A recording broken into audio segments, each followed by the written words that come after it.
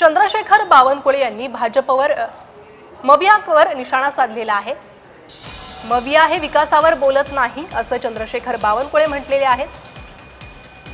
मंत्री चंद्रशेखर बावनकुळेंचा मवियावर हा निशाणा, खोटा नरेटिव्ह मविया सेट करते, विकासावर बोलत नाही। 2029 ची निवडणूक आम्ही 1.5 कोटी मतांनी जिंकू असा विश्वासही चंद्रशेखर बावनकुळेंनी व्यक्त केला।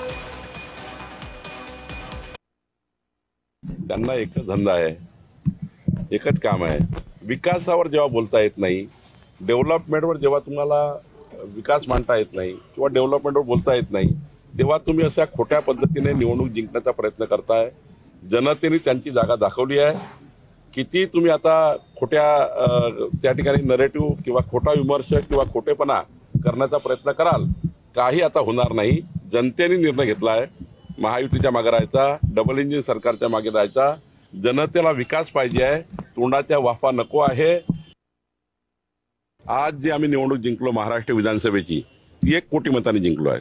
आणि आता ज्या पद्धतीने आमचं सरकार काम करतं आहे, आम्ही रोज जे निर्णय घेतो आहे, एकटा निर्णय आज आम्ही तुकडेबंदी कायदा रद्द केल्याचा 60 लाख लोकांना फायदा होणार आहे, 60 लाख परिवारांना, 3 कोटी लोकांना।